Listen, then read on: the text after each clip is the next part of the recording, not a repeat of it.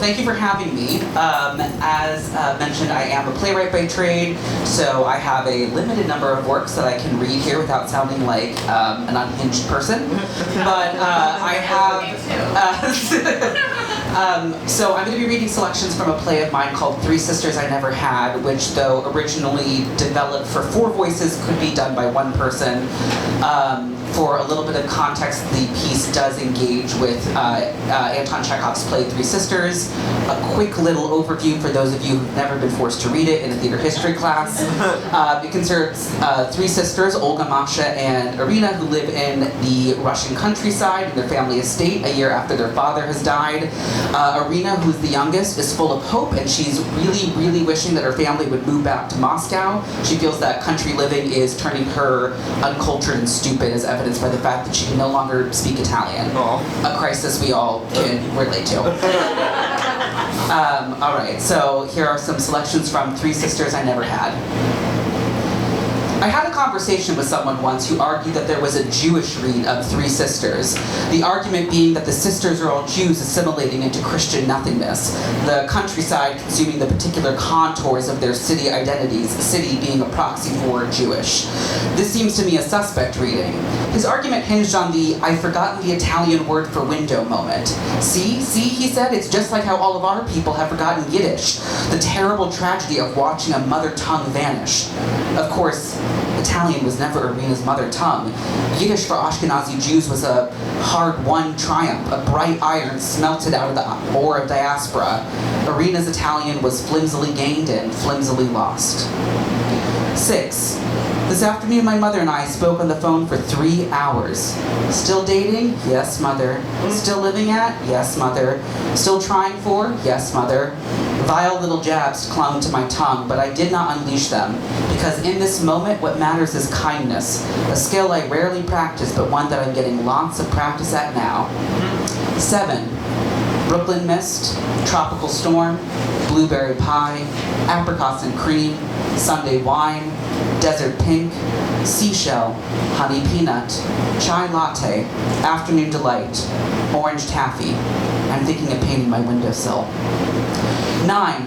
The main problem with this Jewish read of Three Sisters is clearly Natasha is the proxy for Jewishness in the world of this play. An outsider criticized for her lack of taste or decorum, unable to properly navigate the waspy catacombs she finds herself trapped in, so she makes a desperate plea for power, rises through the ranks, colonizes the host, figuring if they already think she has all the power, why not actually at least have all the power? I think Natasha is the hero of this play.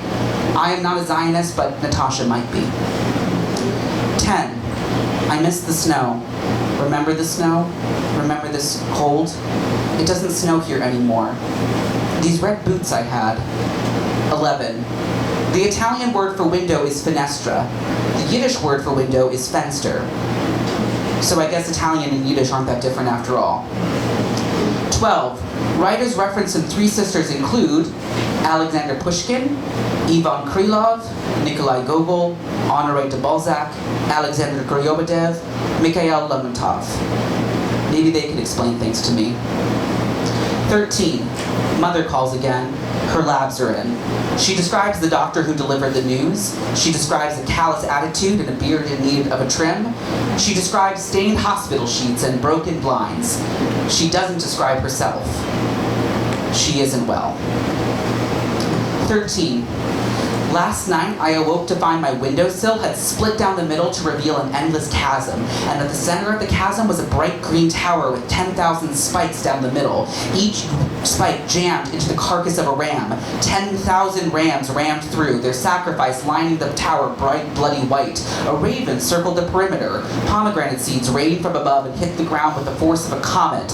And at the top of the tower was a window smeared with ram's blood, a child's handprint visible through the muck in the window.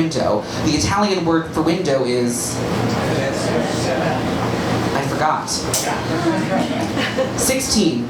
The terrible thing about Three Sisters is how infantile everyone's longings are. The terrible thing about me is my longings are also infantile. 18. When explaining her inability to love, Irina compares her soul to a fine piano that is locked and the key lost. She says this to Tuzenbach, who in about 5 minutes' time will die in a duel with Irina's other suitor. Irina loves neither of these men. Duesenbach participating in this duel is stupid because Irina picked him. She didn't love him, but she picked him. And then he went and died for her.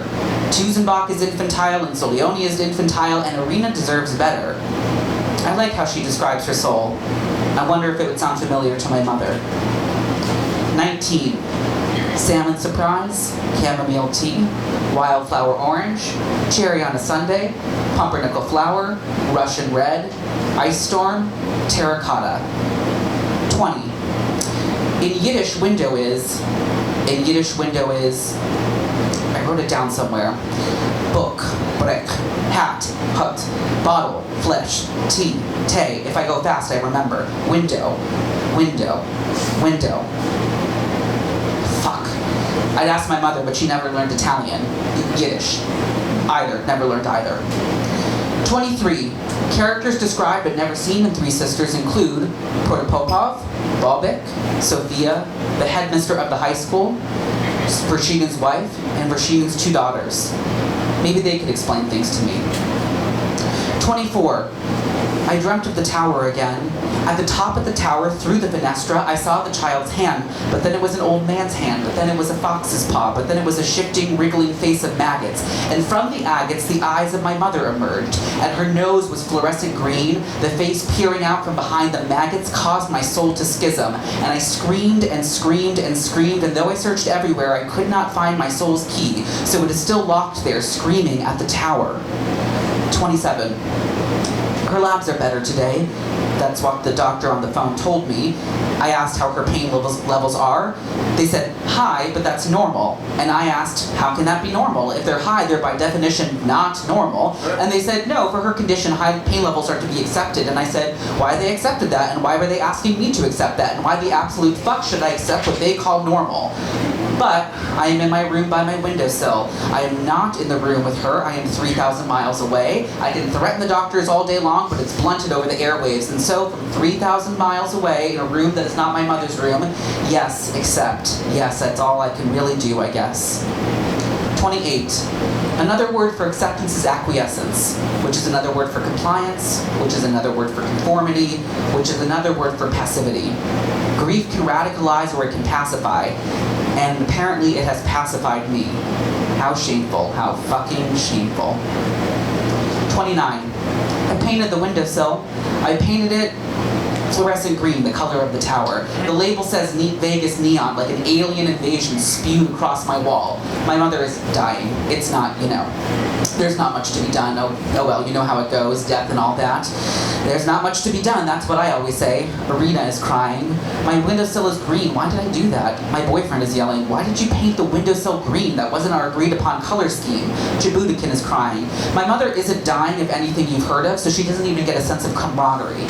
What a horrible thing to say. I'm horrible, I'm horrible, I'm horrible, I'm horrible. 32. Three Sisters opened at the Moscow Art Theater on January 31st, 1901. Masha was played by Olga Knipper. Chekhov wrote the role of Masha for her. She previously played Arkadina in The Seagull, Elena in Uncle Vanya, and would go on to play Madame Ravenskaya in The Cherry Orchard, so she did all right.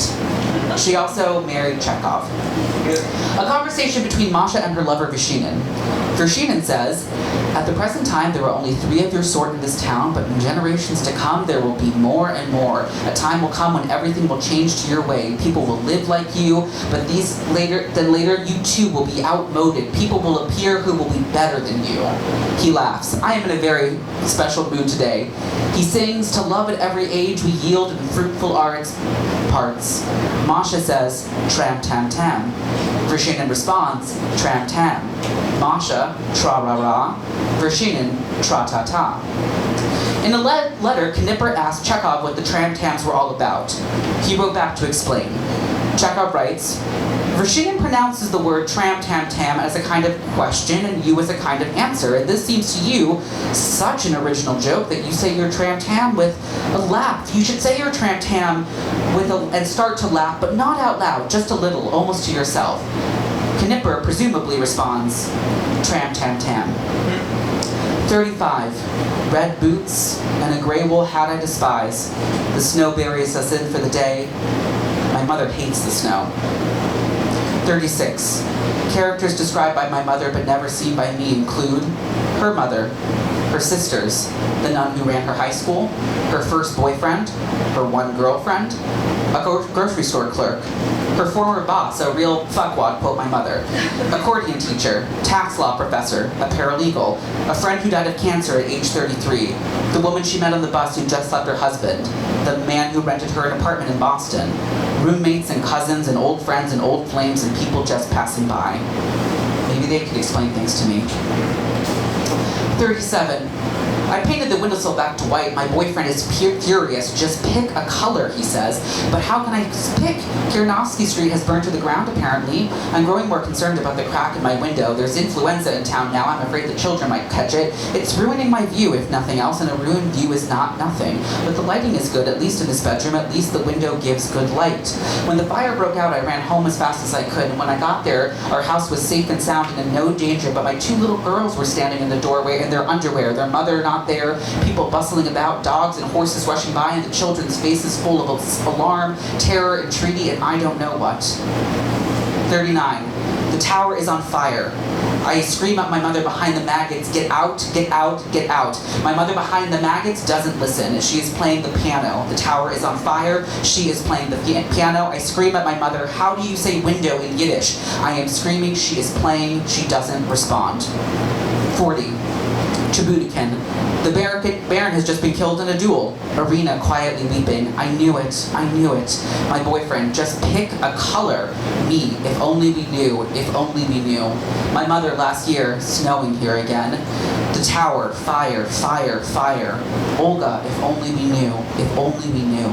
Masha, I had a conversation with someone once who argued that there was a Jewish read of three sisters. Knipper, tram, tam, tam. My mother, just pick a color. Stage directions. Offstage, a fire alarm is ringing for a fire that has been going on for some time. My mother, snow falling.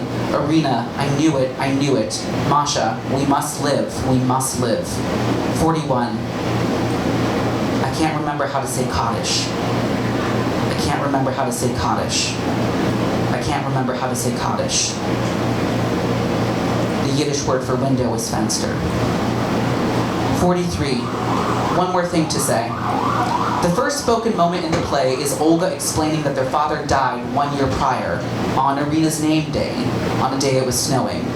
A graceless bit of exposition, perhaps. Or perhaps an acknowledgement that we must sometimes be reminded of the source of our grief, lest we confuse it for some gnawing sensation not worth tending to.